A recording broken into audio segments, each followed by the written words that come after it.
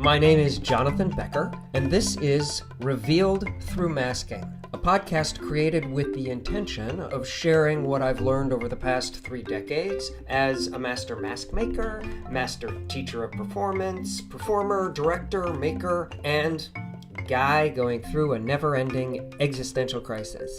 This podcast is intended for actors, dancers, teachers, mask makers, sculptors, theater creators, storytellers, poets, artists from all walks of life, and those who like looking beneath the surface, or better said, those who wish to unmask the world around them to gain insight. Hopefully, I'll be able to share clearly with you some valuable information and the poetry that has led me to a greater understanding. The mask, of course, will always be the vehicle from which those understandings come.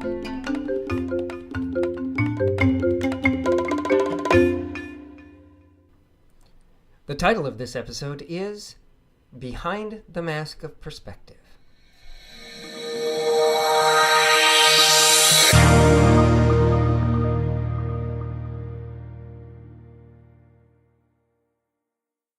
Why is perspective a topic worth exploring, you ask? What does this have to do with masks? What does this have to do with the art of performance? I'm going to start with the following list of fundamental beliefs. Understanding who we are, how we see the world, is essential. Understanding oneself is the foundation for all creativity. What we create as artists is an extension of who we are, and the more we truly understand self, the better creators we will be. Understanding self also leads to being a better human, so there's that. To answer the questions of why perspective as a topic for a podcast by the guy who makes masks and then teaches folks to use them, I will first talk about perspective as a concept. Then I'll speak of how the mask teaches us to see the world from a particular perspective and how that perspective affects thoughts, reactions, and how one sees into the world at large. And lastly, I'll talk about how I've gone about integrating lessons learned through actor training and life experiences into the creation of the masks themselves. So here we go. On this idea of perspective. Years ago, I took a workshop called Who Do They See When They See You Coming? The workshop dealt with how we see ourselves and how others see us.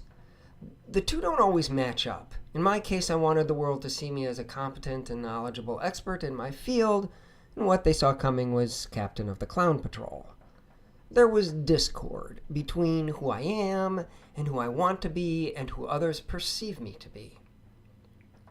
In the workshop, perspective was described as a hut built around us, filled with our life experiences through whose windows we see the world. Everything we see as we look through the windows is colored by the experiences we carry with us. This is why it is difficult to see the world from the perspective of another, and this is why it is difficult to understand fully how others see us and why they see us that way.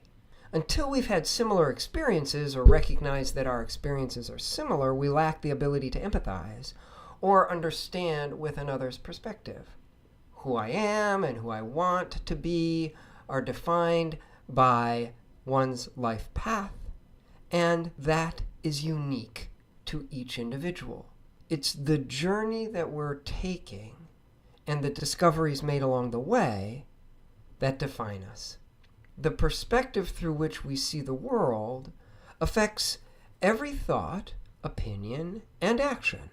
Our perspective is limited to our personal experiences, the knowledge base we have gained, our emotional state of being, and how we approach problem solving.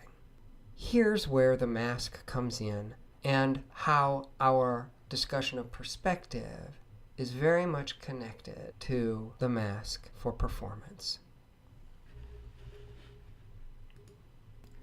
The mask and perspective.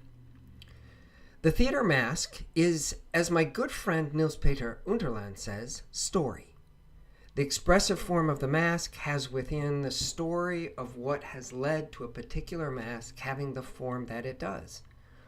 Or said another way, the rhythmic lines and planes of the face possess the life experiences of the character. They form the perspective from which the mask sees the world. It is for this reason the masks are used in actor training. As with a well-written script, it is the actor's responsibility to find within what is already there. Once found, the actor then has to personalize and use the self to support the playing out of the story at hand. The use of self to support the work is key. To use oneself, one first has to know oneself, so as to exploit the parts of oneself needed in order to support the mask or the character in the play. Why not just work on the character in the script, you ask? Why reach for the mask at all? Well, the mask becomes a dynamic tool in this process for many reasons. The mask exists as an entity in and of itself. It has a story contained within specific to the singular entity that it is. The mask, like the character in the play, exists prior to the start of the play and goes on after the play is finished. There's a full emotional life present, whether it manifests in the immediate story being told or not. It is necessary to keep this in mind as we create. The masks, the characters, must reflect the truth of what it is to be human. What makes the mask special is that it sees the world from a very narrow perspective. It could be said the mask is the border of the canvas for the character. One can't play a character that the mask is not because, well, the mask isn't any more than it is. Imposing a life on the mask that is not already suggested in the form becomes confusing and false. Since each individual sees and perceives the world from a narrow perspective, the perspective of the mask must be seen and understood in order to bring it to life. It is the narrow perspective that colors how reactions to the world manifest and how and why actions take and occur. The great thing is that the human experience is at its foundation a universal one. We can empathize with how others think, act, and feel if we have truly understood how and why we do the same. This is where the neutral mask comes in as concerns the training. Since neutral man and neutral woman, or neutral mask, are a being that exists in the present only, there is no past to draw from. Therefore, no opinions, no judgments based on a narrowing of perspective. The character of neutral mask can only discover what is present and then move into the world led by a series of simple discoveries, rather than moving forward with a perspective on how or why one should progress. The neutral mask is the ultimate tool for understanding self because one must attempt to drop away the experiences that have formed a perspective coloring every thought, understanding, and emotional response that makes us, us. It's an impossible task, but the attempt reveals and teaches us profound lessons. The journey of neutral mask also reveals the experiences that humans share on a universal level. It is a tool that provokes and awakens empathy. In the struggle to understand self, understanding of the other emerges. Then arrives the character mask, which has a very specific form, one that suggests a narrow set of life experiences. One might say it is the architectural form of a very specific perspective on the world. It is the hut out of whose windows one must now see the world. In the training, I often say that the actor must reach to see the world through the eyes of the mask. So why is this different than, say, doing character research and then trying to build a life based on past experience that might be different than one's own? The mask is different because it requires the actor to understand how to manifest thought in action, relationship in action, judgment and opinion in action. The mask must be played, and play implies action. All of the work is in the understanding of the physical aspects of performance and how that manifests in such a way so that it can be seen from the outside. This is the mask. As it covers our face, it reveals to an audience the being beneath it. The mask creates transparency of being through the physical manifestation of thought and the specificity of action. It could be said that the mask removes the psychological component of the work because the mask can only exist in action. We understand the who and the why because we can see the actions that define the person and the perspective from which they come through the actions that they play. The absence of the psychological approach is not meant to imply psychology is absence in the context of human behavior. It implies that psychology can't be played. It implies action is necessary if we are to understand. We must see action manifest in the context of storytelling and performance in order to understand who the characters are and what their relationships to the world are. The mask is also really important in the training of the artist because it demands that the artist develop a relationship with the mask in order to bring it to life, and at the same time create and maintain a relationship between the mask and the audience. The process requires the artist to use his or her personal experiences to support the mask. This works with the concept that the artist is the work, but must at the same time stand outside of the work in partnership with it. The mask also supports the need for the artist to understand how what is being created is seen by the outside eye. We create for an audience and must therefore respect their perspective as concerns their understandings of what we present to them.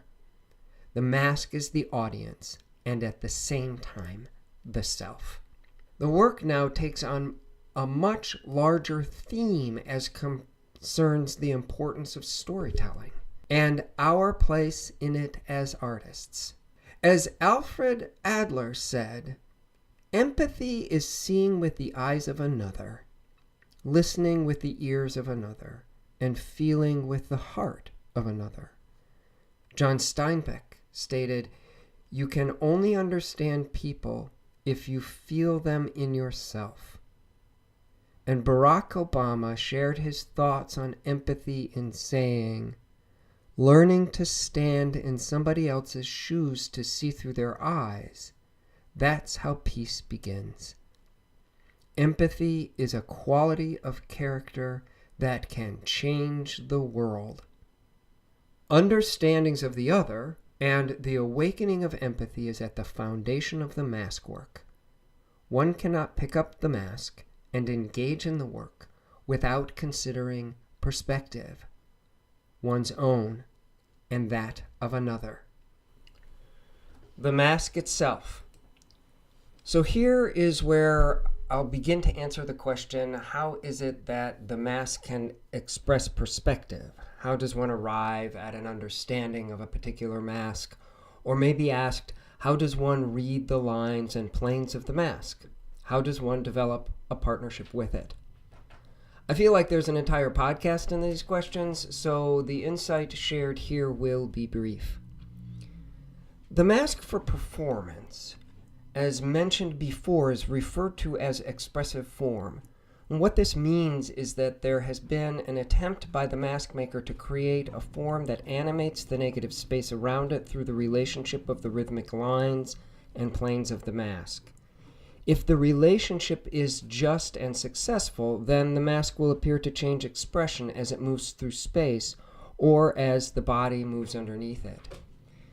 The architectural design of the mask is arrived at through an understanding of the movement of the human body as relates to emotional response, thought, and intention. The design is also based on physical explorations and subsequent personal understandings of how the passions move through space, what they might look like if they were shapes and forms, and their rhythmic life. The rhythmic life for me is what they might look like if they were music. Here's where my training as an actor and a dancer has come in as concerns my work as a sculptor of theater masks. I've had the opportunity to explore through the moving of my body the human passions. So, for example, I've taken the passion of fear and attempted to explore its movement patterns, its musicality, its shapes and forms, as well as its directionality. I've done this with pride, arrogance, hate, love, calm, anger, envy, laughter, jealousy, desire, scorn, joy, sadness, vanity, anguish, and lust as well. After having completed the movement research, there has then been an attempt to capture the architectural rhythmic forms in structure. And those structures have become the masks. The masks I create possess my perspective and personal experiences of the basic passions common to all human beings. The great thing about personalizing all of our work is that the more specific we get in how we communicate our experiences, the more we connect with universal human experiences. This happens in the masks because, like all sculpture, music, poetry, the artist is eliminating everything unnecessary, or perhaps better said, the artist is choosing to communicate only a small part of an experience, while at the same time suggesting something greater. There is an economy of movement, of sound, of lines and planes created in order to manifest a clarity in what is being communicated. So, when creating the mask of fear, for example, the attempt is to include only fear and nothing else. One attempts to weed the garden until it is only fear that is present in the form, the lines, and the planes. Every other passion can then be played under the mask of fear, of course. Love played in the mask of fear presents a poetic state we are all familiar with. And every mask is also its countermask, because the energy in the lines of the form run in both directions. A well-made mask for performance has within the sophistication and depth of a well-written play. It is the actor's job to find what is there and bring it to life as if it were the actor themselves. Learning to see through the eyes of another is the task at hand. The actor learns empathy, heightened compassion, and what it is to approach the world with the limitation of a narrow perspective. The limitation colors every act, every thought, every reaction, and every spoken word. The mask then becomes not only a great training tool, but a vehicle for understanding the other. The mask reveals us to us, and in return then provides deeper understanding of the other. I'm always taken by the irony of how little time it takes to explain what goes into the design of the masks in relation to the 30 years it has taken me to arrive at the creation of masks that reflect a rudimentary level of sophistication. I will take the time to create an entire podcast on the mask design and try to break down the process so it can be understood in more detail. I encourage everyone to play with masks. Explore what they have to teach you. So, until the next time, enjoy.